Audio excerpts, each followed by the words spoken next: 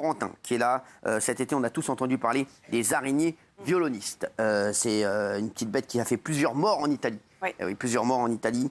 En France, elle a aussi fait des dégâts. Corentin, il a 17 ans, il s'est fait mordre par une araignée. C'est un truc de fou, ce qui lui est arrivé. Corentin, il est venu avec sa maman, que j'ai croisée tout à l'heure d'ailleurs. Bonjour, merci d'être avec nous. Bonjour, merci à vous. Comment vous appelez? Malika. Malika, bonjour Malika, ça va bien? Ça va, merci. Ok, bon, vous avez eu peur pour le petit, hein? Oui. Bon, il est petit, il n'est pas si petit, hein. Ça va, mon chou?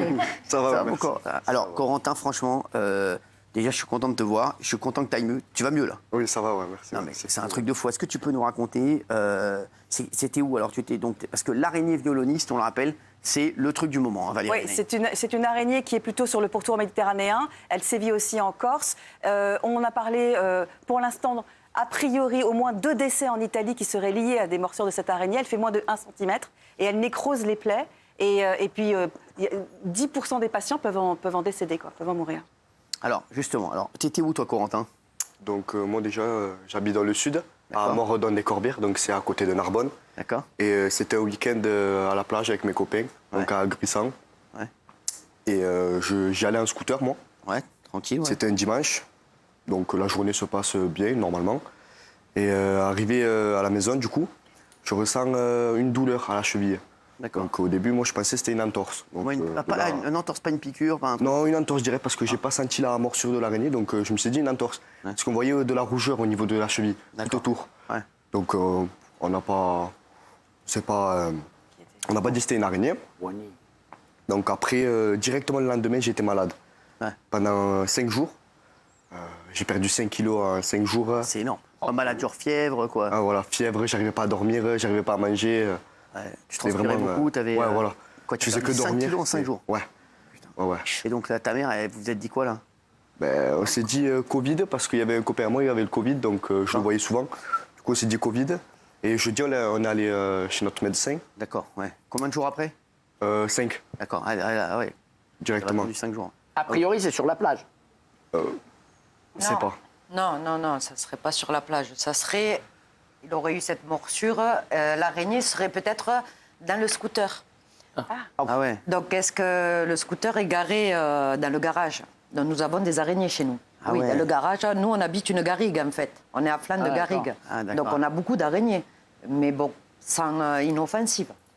Donc, ça serait... Est-ce qu'elle serait logée dans le scooter ou est-ce qu'il serait fait piquer à la maison? Ça reste toujours un mystère. Donc vous allez chez le médecin, Corentin et Malika, alors qu'est-ce qu'il vous dit? Ben, il nous dit que c'est pas... On a fait le test, donc il nous dit que c'est pas le Covid. D'accord. Et il nous prescrit des médicaments. Et il nous dit que normalement, ça va passer. Mais c'était toujours de la rougeur. Il n'avait pas vu, il n'y avait pas de la nécrose ou un point noir, il n'y avait rien encore. Donc de là, on ne s'inquiète pas. Ouais. Et dès le lendemain, on voit un petit point noir qui commence à se former au niveau de la cheville, du coup. Et là, on trouve ça un peu bizarre, mais on le laisse. Le lendemain, samedi, il commence à grossir. Donc là, on dit on va à l'hôpital.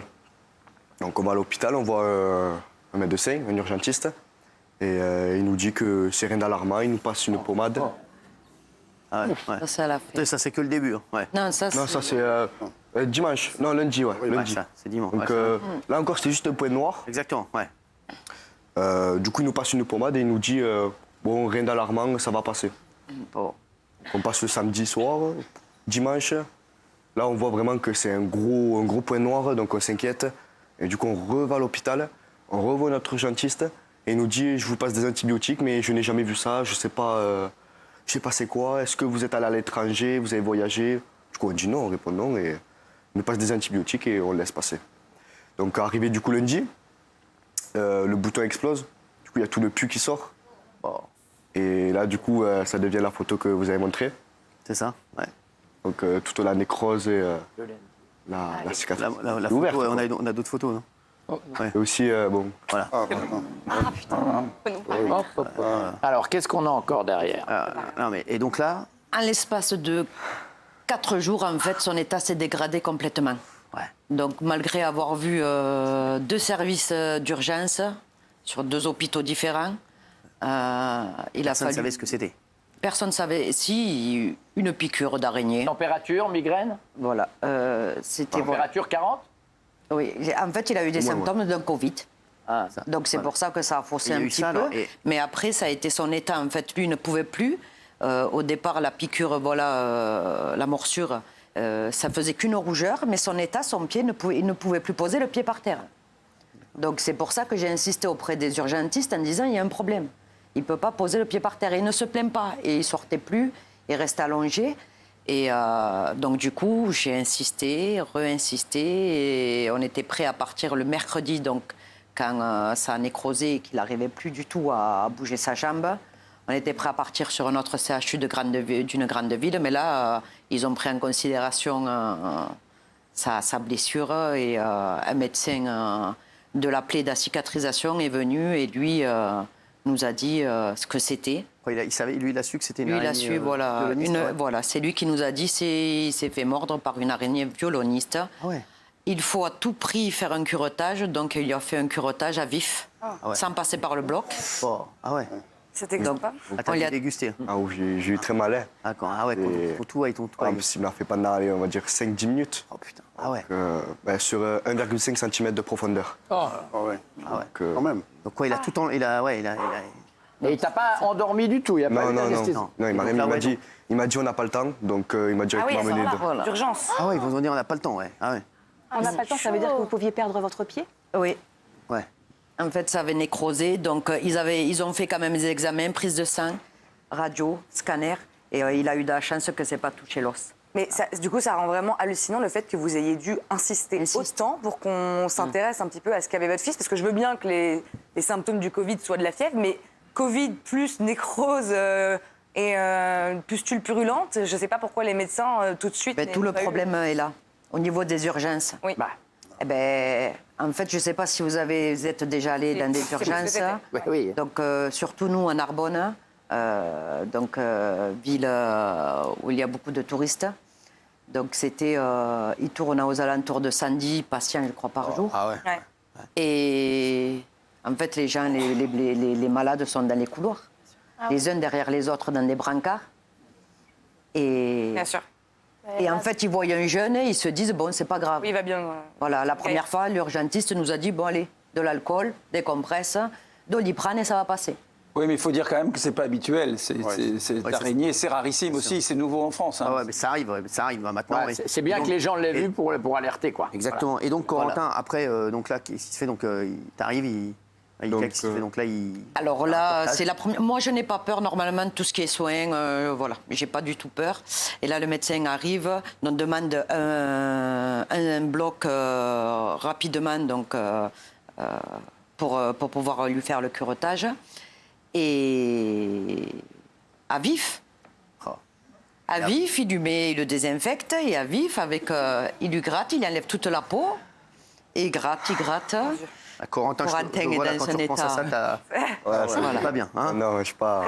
Il demande si on ne peut pas l'anesthésier. Il lui dit j'ai pas le temps. Et là, je prends un. Et Corentin, aujourd'hui, après, donc qu'est-ce qui s'est passé après? Comment ça se passe? Donc après, du coup, dès que le curettage est fini, on me met une mèche. Donc c'est une compresse, on me met une mèche pour que ça cicatrise très bien. Ça cicatrise d'abord en bas et puis après ça remonte. Pendant 2 semaines. Donc c'est un médecin qui vient... Des infirmiers. Ouais, des infirmiers, pardon, qui viennent tous les jours. Ah d'accord, ouais. Pendant 15 jours, on me met des compresses, des mèches. Ils te mettent des mèches. Ouais. C'est pour ça que tu mets la casquette aujourd'hui. Ouais, très bon. Ça va mieux là, Corentin? Oui, là ça va mieux, là c'est fini. Heureusement. là. Eh ben, sans rigoler, quelle aventure. Hein. Ah, franchement, c'était compliqué. Tes potes, ils ont dû halluciner. Tout le monde a Ouais. dû halluciner. C'est Ouais. un truc de fou. On me donne des surnoms maintenant. Ah, tu t'appelles comment? Ah, Spider-Man.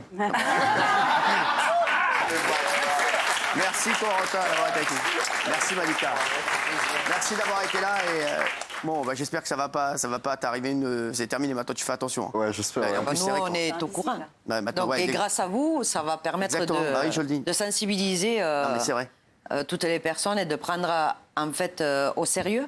Et il faut dire qu'au départ, c'est parce qu'il aurait pu avoir une septicémie, il aurait Bien pu sûr, voilà. perdre Ça fait flipper de fou. son Je suis pied. content de le voir là. Voilà. Mais quand on a cru que c'était le Covid, il avait un traitement antihistaminique. Ah ouais, Donc ah qu'est-ce ouais. que ça lui a permis C'est ça. également Ah oui, peut-être. de en tout cas. protéger. Donc ça, on ne le saura pas, mais bon. Bah, merci Malika. Merci Spider-Man d'avoir été avec nous. Merci. On se retrouve dans un instant les Chirés avec des audios.